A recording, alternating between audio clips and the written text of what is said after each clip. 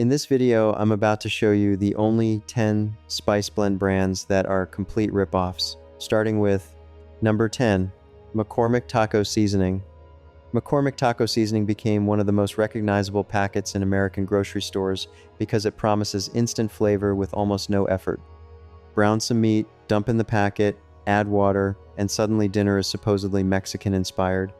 That convenience made the product wildly successful, but it also distracted consumers from how little real value they are actually getting inside the package. The first thing that stands out is how much filler dominates the formula. Instead of paying mainly for spices like cumin, chili powder, paprika, oregano, and garlic, consumers are also buying large amounts of salt, starches, anti-caking agents, and flavor enhancers taking up space that actual seasoning should occupy. That's what makes the packet feel like such a ripoff.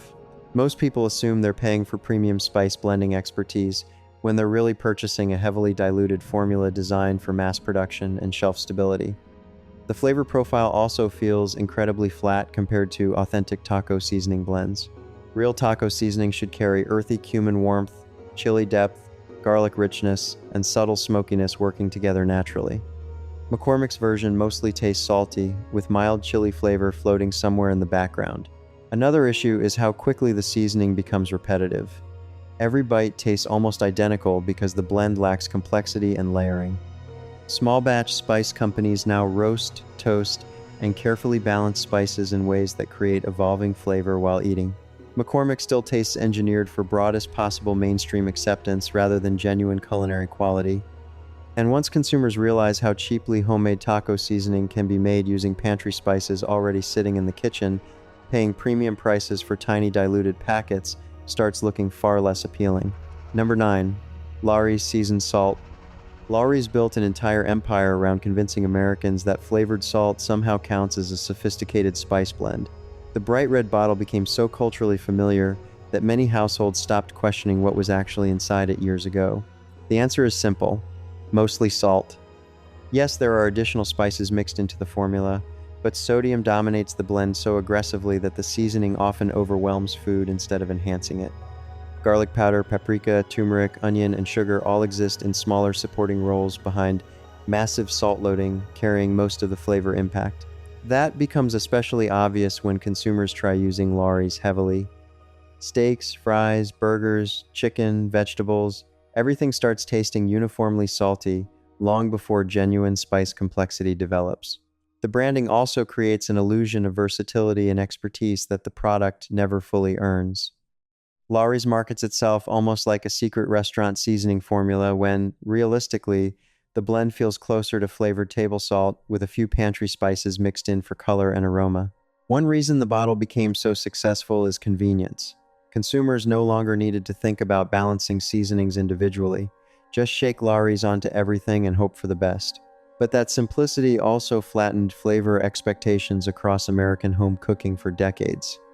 Compared beside thoughtfully crafted seasoning blends using smoked paprika, cracked pepper, roasted garlic, herbs, citrus peel, or layered chili profiles, Lawry's starts feeling extremely one-dimensional for the price consumers continue paying. Number 8. Old El Paso Fajita Seasoning Mix. Old El Paso built its reputation around helping Americans create fast Tex-Mex dinners at home without needing much cooking knowledge. The packaging promises sizzling fajita flavor packed into one tiny seasoning packet, but the actual ingredient breakdown reveals a formula leaning far more into fillers and sodium than authentic spice depth. The first disappointment is how weak the pepper profile feels. Fajita seasoning should taste bold, smoky, slightly charred, and layered with cumin, garlic, chili, and paprika. Old El Paso often tastes surprisingly mild, with salt and starches taking center stage while the actual spices struggle to leave lasting impact. Another problem is the sugar content quietly sitting inside the blend. Authentic fajita seasoning doesn't need sweetness dominating the flavor profile, yet many mass-market mixes add sugar to soften sharp spice notes and appeal to wider audiences. The result tastes more processed than fresh. Texture also becomes an issue once the seasoning cooks into meat or vegetables. Instead of creating rich coating and caramelized spice depth, the mixture can turn oddly powdery or pasty because of the starch-heavy formula. A lot of consumers continue buying these packets because the brand feels nostalgic and approachable. Taco night, fajitas, burritos, Old El Paso became deeply attached to easy family dinners across America. But convenience doesn't automatically justify inflated pricing for seasoning blends containing relatively small amounts of actual spices. Once people start mixing their own fajita seasoning using cumin, smoked paprika, chili powder, garlic, onion powder, oregano, and black pepper, the difference in flavor becomes almost embarrassing for the packet version. Number 7, Mrs. Dash Original Blend.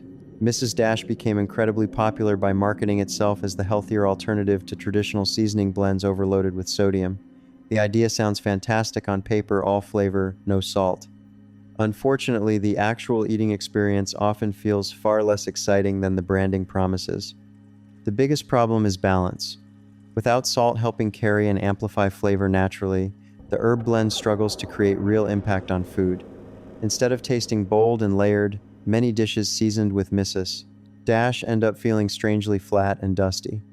The herb profile itself also lacks depth. Garlic, onion, parsley, oregano, and citrus notes appear briefly before fading extremely quickly on the palate. There's aroma, but not much lasting richness behind it. Another issue is how much seasoning consumers need to use just to achieve noticeable flavor. The weaker intensity means bottles disappear quickly, making the product feel overpriced compared to buying individual herbs and spices separately. The healthy marketing halo also distracted many shoppers from noticing how generic the blend actually tastes. Consumers associated sodium-free automatically with premium quality, even though flavor complexity remained fairly limited throughout the formula. Compared beside modern salt-free blends using roasted garlic, smoked chilies, citrus peel, mushrooms, nutritional yeast, or fermented ingredients for natural umami support, Mrs. Dash feels outdated and surprisingly weak. The product solved one nutritional concern while creating a completely different flavor problem. Number 6, Weber Chicago Steak Seasoning.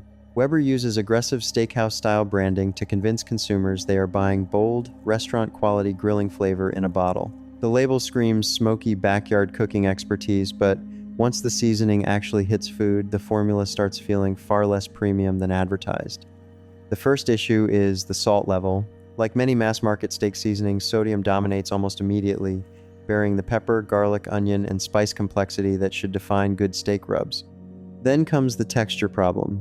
Instead of feeling coarse and freshly cracked like authentic steakhouse seasoning, the blend often tastes overly processed and uniform. Great steak seasoning usually relies on visible pepper granules, garlic texture, herbs, and spice layering. Weber's version feels mechanically engineered for shelf consistency rather than culinary character. Another weakness is the smoke flavoring. Instead of genuine grilled depth developing naturally during cooking, the blend leans heavily into artificial smoky notes, trying to imitate charcoal flavor before the steak even touches heat. Consumers also pay a surprising premium for branding attached to grilling culture itself. Weber's reputation in barbecue equipment creates automatic trust around the seasoning line, even when ingredient quality doesn't fully justify the pricing. Compared beside small batch steak rubs using cracked peppercorns, smoked sea salt, espresso powder, ancho chili, or real herbs, Weber Chicago Steak starts tasting more like mass-market grilling nostalgia than serious seasoning craftsmanship. Number 5, Hidden Valley Ranch Seasoning Mix. Hidden Valley Ranch discovered something incredibly profitable years ago. Americans are obsessed with ranch flavor in almost every form imaginable. Dip packets, popcorn seasoning, chicken coating, fries, vegetables. The ranch empire expanded far beyond salad dressing itself. The seasoning mix version might be one of the clearest examples of branding power outweighing ingredient value. The packets rely heavily on salt, powdered dairy ingredients, maltodextrin, and flavor enhancers, creating artificial ranch intensity rather than fresh herb complexity. Real ranch flavor should feel cool, balanced, and herb-forward. Hidden Valley seasoning often tastes aggressively processed with a sharp powdered aftertaste lingering behind the garlic and onion notes. Another issue is versatility hype. The company markets the blend like a magical, all-purpose flavor booster capable of improving almost any food. In reality, many dishes simply end up tasting overwhelmingly like processed ranch powder instead of maintaining their own character. The ingredient quality also struggles compared to fresher herb blends. Dried parsley, powdered buttermilk, and artificial flavor support can only imitate freshness for so long before consumers notice the difference beside homemade ranch seasoning.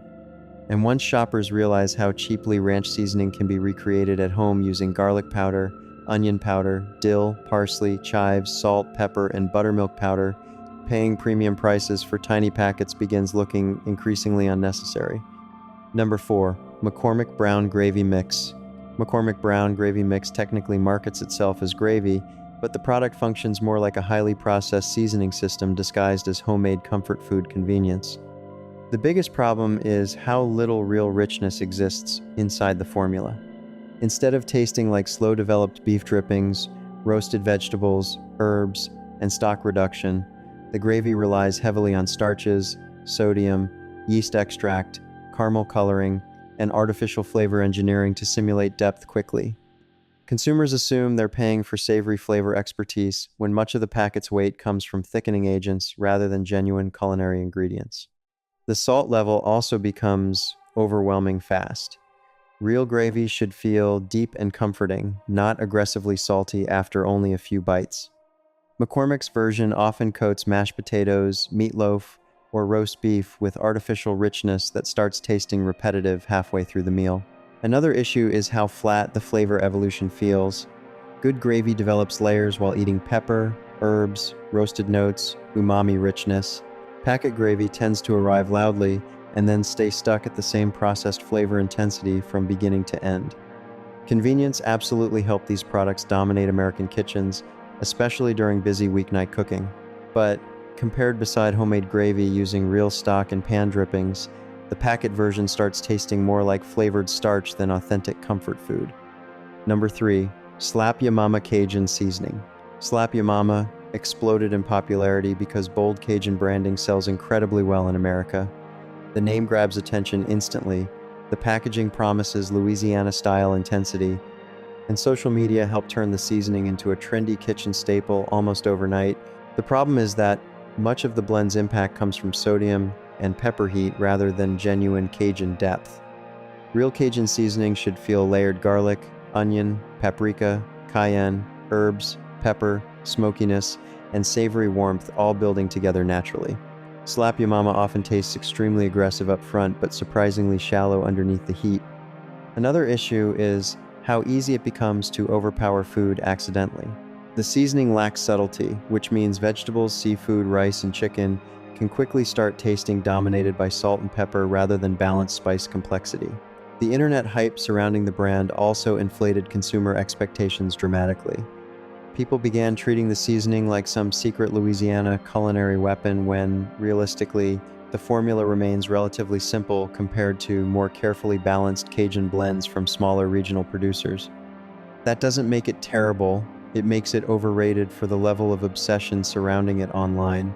Once consumers compare it beside authentic small-batch Cajun seasoning with fresher herbs and deeper smoked spice notes, the limitations become much easier to notice. Number 2. Kinder's Buttery Steakhouse Seasoning. Kinder's mastered modern food marketing almost perfectly. The bottles look premium, the flavors sound indulgent. Social media barbecue culture constantly pushes the brand into grilling videos and recipe clips across the internet. But the Buttery Steakhouse blend reveals how much branding momentum can inflate consumer perception beyond the actual ingredient value. The buttery flavor mostly comes from artificial butter-style flavor systems rather than genuine richness. Instead of tasting like steak finished with fresh butter and herbs, the seasoning creates a strangely artificial savory coating that feels engineered instead of natural. Salt again dominates heavily, followed by garlic and generic seasoning notes, lacking much individuality. Good steak seasoning should elevate the meat itself. Kinder's often competes with the steak for attention instead of enhancing natural beef flavor. Another issue is pricing. Consumers pay premium rates for bottles containing relatively common pantry ingredients arranged behind clever branding and trendy flavor naming. The social media effect amplified the hype even further. Grilling influencers made the seasoning look essential for perfect steakhouse cooking, but many experienced cooks eventually realized similar flavor profiles can be recreated at home with basic spices for a fraction of the price. The bottle sells luxury backyard cooking fantasy far more effectively than it delivers genuine seasoning innovation. Number 1. Everything Bagel Seasoning Blends. Trader Joe's Everything Bagel Seasoning helped launch one of the biggest seasoning trends America has seen in years. Suddenly, every grocery chain started releasing its own version. Eggs, avocado toast, salads, fries, popcorn, chicken consumers began dumping the blend onto absolutely everything. And honestly, that trend may have pushed one of the most overpriced seasoning concepts in modern grocery history. At its core, the blend is incredibly simple: sesame seeds, poppy seeds, dried garlic, dried onion, and salt. That's it. Yet many brands package these inexpensive pantry ingredients into tiny bottles, sold at massive markups because the trend convinced consumers the seasoning felt gourmet. The flavor itself also becomes repetitive quickly. Everything bagel seasoning works beautifully on actual bagels because it complements bread texture and cream cheese richness naturally. But once people started forcing it onto every possible food, the blend's limitations became impossible to ignore. Another issue is balance. Many versions lean far too heavily into salt or dried garlic, overpowering delicate foods rather than enhancing them. Avocado toast stops tasting fresh, eggs lose subtle richness, vegetables get buried under crunchy seasoning overload. The trend succeeded because social media transformed an ordinary bagel topping into lifestyle food culture. Suddenly, consumers treated a basic seed and garlic mix like revolutionary culinary innovation. But once the hype fades, many shoppers eventually realize they spent years paying premium prices for ingredients already sitting separately inside most grocery spice aisles. And that realization exposes the biggest problem with many seasoning blends sold across America today. Consumers are no longer paying strictly for spices themselves. They are paying for branding, convenience, viral food trends, nostalgic packaging, and the illusion that someone else discovered a magical flavor shortcut. In reality, many of these blends contain incredibly common pantry ingredients arranged in slightly different ratios and marketed like culinary breakthroughs.